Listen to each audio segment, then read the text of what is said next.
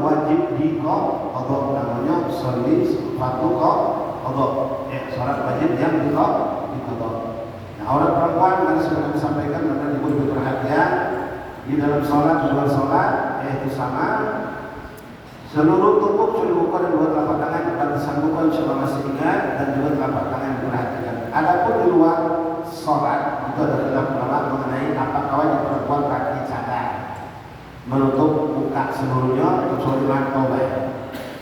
Di situ khilaf ulama, dan ini semua pendapat kuat dan pendapat yang benar. Ada yang mengatakan aurat perempuan di dalam sholat dan di luar sholat sama, sekujur tubuh kecuali muka dan dua telapak tangan. Kakinya bini kita, istri kita, anak kita kalau keluar rumah pakai jilbab harus rapi, termasuk kaki pakai kaos kaki, karena seperti dalam sholat.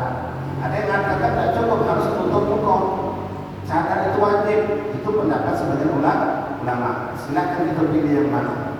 Cuma di sini minta maaf Bapak dan Alhamdulillah, kami sampaikan bukan karena kebetulan saya berisi bercadar. Ini masalah juga fitnah, masalah fitnah. Kalau kita punya istri cantik kita, putri kita cantik kita, yang mana akan menimbulkan fitnah. Setiap dia keluar orang lirik, muter rumah. Dapat ketiga. Ini orang bermaksud gara-gara istri kita. Orang ini bermaksud gara-gara putri kita. Bahkan kita bangga dari dia untuk keluar dalam keadaan cantik. Nah ini kalau seperti itu lebih afdal dia bercadar ketika keluar dari rumah. Tidak jangan pakai masker untuk menghindari fitnah, karena bisa mendatangkan dosa buat orang lain. Atau aku tidak sanggup pakai cadar untuk perang, ya sudah, jangan banyak keluar rumah kecuali untuk sesuatu yang darurat. Baru keluar rumah itu lebih afdal. Untuk perempuan lebih banyak keluar di rumah itu lebih afdal. Bahkan dalam kitab fikih, kalau Bapak pernah belajar ngaji di kitab fikih itu Pak, untuk sholat berjamaah, untuk sholat taraweh, untuk sholat lebaran, bahkan itu kalau perempuan yang dari jamaah yang cantik, yang bisa menjadi daya tarik orang memandang kepadanya sehingga orang bermaksiat, itu tidak disunahkan keluar ke masjid. Disunahkan sholatnya di rumah. Entah dia sama laki-laki suaminya atau anaknya, ya, atau sama-sama perempuan. Kalau tidak dia sholat dari anaknya di masjid. Kalau memang berarti jamaah. Itu dari pis muka. Belum kita bicara kalau dari segi bentuk tubuh, ya, karena orang pakai jilbab tapi masih mengundang syahwat. Alhamdulillah dari nutup aurat tapi bodinya masih abu ya, ini banyak. Karena pakai model dasar-dasar kayak kaos ngepres. Pakai jilbab memang, tapi ngepres. Ya maaf ini kadang-kadang, ya lama lagi ibu-ibu ya, bapak-bapak kita jawab kita kan. Ibu kita ikut mempoli, ya, macam-macam olahraga senang, pakai jilbab, tapi ya ini semuanya berbentuk. Dalam satu sisi kalau aurat dibenarkan, tapi dalam satu sisi lainnya kalau bermaksud dengan mengundang syahwat. Ya, nah alhamdulillah baik. Jadi perhatikan, kita sebagai orang tua, sebagai suami bertanggung jawab menjaga terhadap anak istri kita. Allah berfirman dalam Al-Quran, ya ayyuhalladzina amanu qu anfusakum wa ahlikum. Nah, baik. Selanjutnya, syarat sahih salat taharatu anil hadatsain. Suci dari hadas besar dan hadas kecil. Seorang yang hendak sholat harus memastikan kalau dia tidak dalam berhadas besar dan juga tidak berhadas kecil. Mungkin hadas besar agak jarang Pak, tapi hadas kecil ini yang sering terjadi. Hadas besar terangkat dengan mandi wajib, hadas kecil terangkat dengan berwudu. Tak mampu berwudu ada sebab-sebab terhalang, maka dengan bertayamum. Begitupun yang mandi wajib. Orang yang mandi wajib tidak bisa dalam keadaan kondisi tidak boleh kena air, tapi dia junub bisa. Atau itu perempuan selesai dari haid, tapi dia ada luka di badannya atau sebab lain tidak bisa kena air, maka dia harus hentikan mandi wajib dengan bertayamum. Bagaimana cara bertayamum mandi wajib dengan tayamum berwudu? Sama, tidak ada beda. Bukan wudu itu cuma dengan debu ke muka ke tangan, karena kalau mandi wajib dan kita yang mandi debu tidak apa. Ya, itu pernah terjadi di zaman sahabat. Mereka itu dengar hukum tapi belum paham. Ketika dua orang sahabat itu melakukan perjalanan di Rasulullah, subhanallah takdir Allah, dua orang itu duduk. Ya, mengalami duduk, lalu mereka pun mengambil keputusan ini harus mandi wajib. Air tidak ada. Jadi setahu mereka mengganti mandi wajib dengan tayamum. Lalu kalau tayamum bagaimana? Tayamum seperti wudhu biasa, kawan. Kata kawan saya pakai logika, tidak mungkin. Ini kan ganti mandi, bukan ganti wudhu. Kalau ganti wudhu memang bukan semua tangan. Kalau ganti mandi tidak ada selama ini. Jadi malah keliling kepada pasien. Benar ini. Sampai mereka selesai, balik ke Madinah ketemu Rasulullah, menceritakan tentang berita kejadian. Ketawa Rasulullah SAW. Kata Rasulullah kita harus seperti itu. Cukup kalau bertayamum seperti tayamum wudhu, cuma niatnya berbeda. Ikhwan rahimakumullah, taharah dan hadatsain. Syarat sahnya sholat suci dari hadas besar dan hadas kecil. Sekarang kita sering kita ambil masalah hadas kecil. Seorang yang belum bertaharah, berhadas, maka haram hukumnya untuk sholat. Tidak punya wudhu sholat, haram hukumnya. Harus wudhu dulu. Nah sekarang ada orang wudhu sholat, wudhunya tapi tidak sempurna. Bisa nyuci tangan sampai sikut, dapat nyuci kaki, matok kakinya kena baju, atau ada cat di tumit yang sudah pernah kita bahas kemarin Pak. Ada yang menjadikan tidak sahnya wudhu itu. Lalu dia sholat, apa hukum sholatnya? Tidak sah, karena wudhunya belum dikategorikan sah. Seandainya dia nih semalam ngecat Pak, ngecat. Lalu tadi subuh dia sholat sampai wudhu. Dia tidak perhatikan tumitnya ada cat yang pernah diinjak semalam itu dicatnya semalam. Jadi semalam waktu dia buat jalan subuh angin capek, nanti dia injak tetesan cat. Subuh dia tidur bangun ambil wudhu, sholat subuh, lewat subuh sholat duha, duha sholat duhur. Pas sholat asar, istrinya bilang, Pak ada apa di kaki bapak? Iya, no, cat ini. Tinggal cat ini menghalangi air sampai ke kulit, menjadikan walaupun sekecil beras itu menjadikan wudhu itu tidak sah.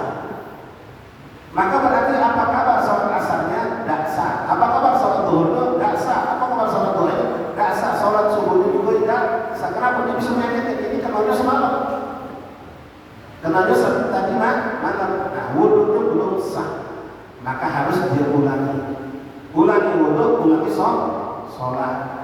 Ikhwan rahimakumullah, itu nanti harus paham Pak. Ini sudah pernah kita bahas. Hal-hal yang membatalkan wudhu itu apa saja, kita harus paham. Jangan sampai kita tidak paham. Nah seorang berwudhu harus dengan sempurna wudhu dan baru dikatakan mengangkat hadas, baru dia sah untuk sholat. Kalau seandainya ada orang Pak sedang sholat, kita sedang sholat.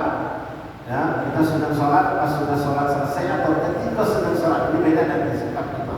Ketika kita sedang sholat, lalu kita sadar tadi, misal kita ini biasanya kalau dari kamar mandi itu, habis buang air, ya bisa jadi sebelum maghrib ini biasa Bapak duduk di sini, masuk kamar mandi, buang air, setelah buang air, saya bawa selesai, ngambil wudhu, baru masuk masjid. Kebetulan tadi pas kita sudah buang air saya sudah cebok, teringat kunci motor masih di motor. Jadi kita langsung keluar di kamar mandi. Keluar di kamar mandi, langsung nemuin motor itu, pas sampai motor sudah kunci selamat, motor selamat, ketemu ada orang ngajak ngobrol. Ayo ngobrol sampai masuk masjid. Lupa kita belum berwudu. Ikut sholat kita. Ketika sedang sholat teringat, ya Allah, aku tadi belum wudu. Maka apa hukum sholat kita? Batal atau bukan? Bukan batal, belum sholat itu. Karena kita belum wudu. Jadi bagaimana sikap kita? Kalau Bapak di belakang, kita keluar saja. Tapi kalau posisi kita di tengah, maka jangan ikut gerakan sholat. Karena orang tanpa wudu haram sholat gerakan itu, kecuali kalau dia bukan melakukan melakukan sholat. Duduk mandi sampai selesai, keluar ambil wudu. Nah seandainya kejadian setelah selesai sholat, pas sudah selesai assalamualaikum baru teringat, ya Allah, tadi belum wudu maghrib, aku belum wudu, maka apa yang kalian sudah yakin tadi belum sholat, karena sholat tadi tanpa wudu, ambil wudu lagi, ulangi sholat. sholat, bukan mengulangi sholatnya tok, wudunya diulang. Jelas insya Allah. Nah sekarang kembali ke masalah yang awal. Seandainya saja kejadian kaki kita ada sesuatu, katakanlah kita sudah wudhu sempurna. Nah ini kita harus paham. Sudah wudhu sempurna, pas keluar dari kamar mandi masuk masjid, keinjek tai cicak. Dan cicak kan najis. Pertanyaannya, batal tak boleh gitu? Banyak orang tidak paham. Ini tidak membatalkan wudhu, cuma dia membawa najis. Apa yang dilakukan? Cuci kaki toh. Dia sudah selesai wudhu, sudah sempurna, keinjek tai cicak. Maka yang menjadi penghalang dia sholat bukan masalah dia tidak berwudu, tapi kakinya adalah.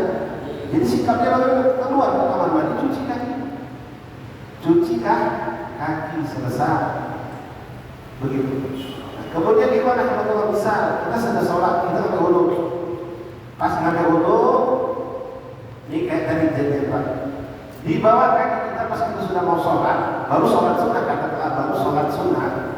Ada orang lihat di belakang. Di bawah telapak kaki itu kayak ada nasi kering nempel atau lah seperti bukan cat tapi mungkin apalah ya, seperti permen karet atau apa yang nempel di kaki kita, bukan najis. Yang mana kita yakini ini kenanya ya, kenanya ini sebelum kita wudu, sudah ada di kaki kita sebelum kita wudu. Bisa kita tidak rasa menginjek sesuatu lah. Pas kita selesai sholat sunnah ini kita sudah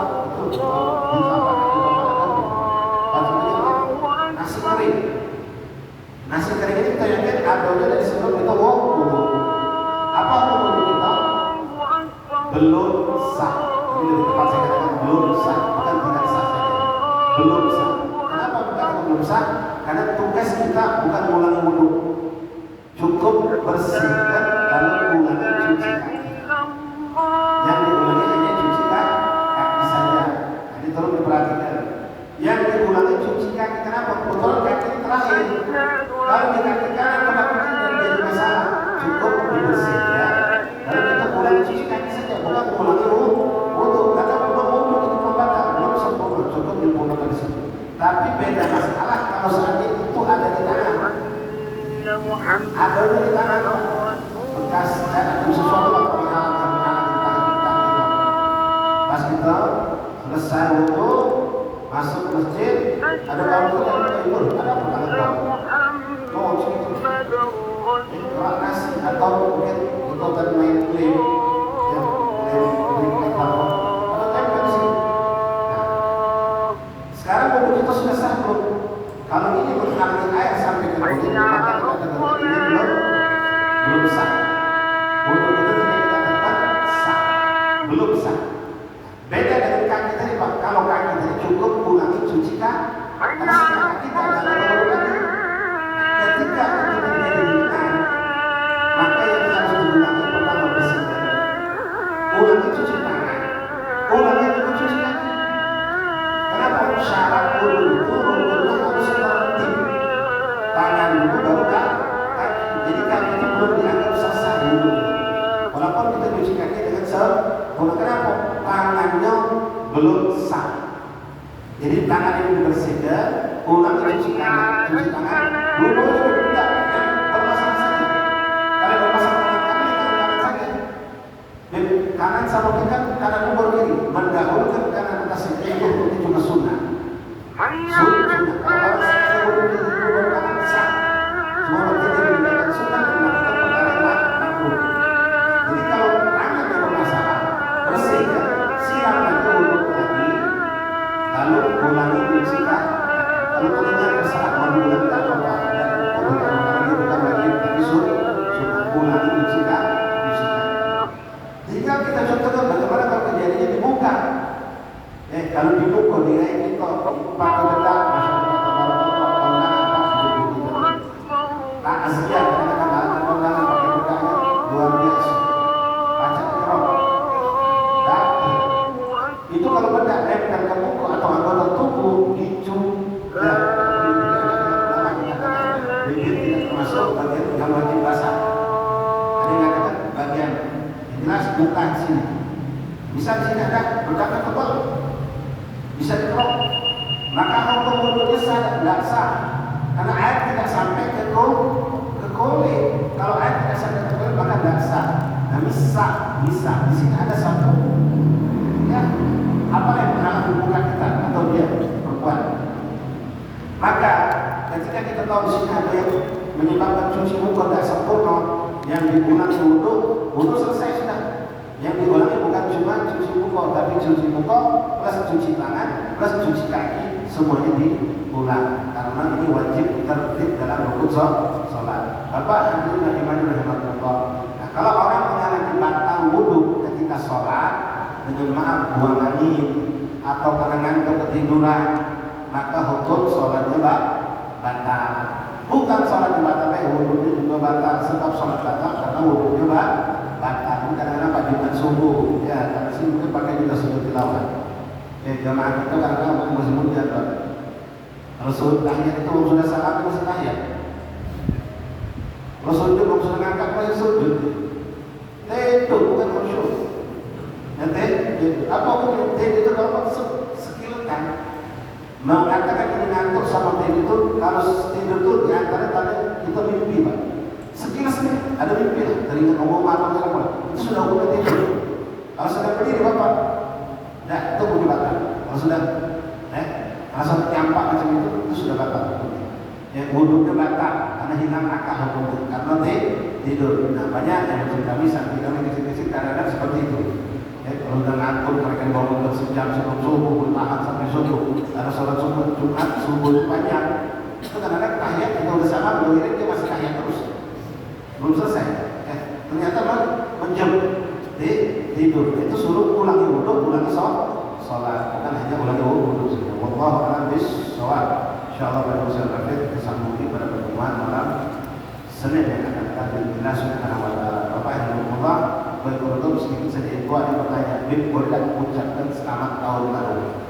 Kalau mengucapkan selamat tahun baru tidak jadi masalah. Boleh-boleh saja. Ya.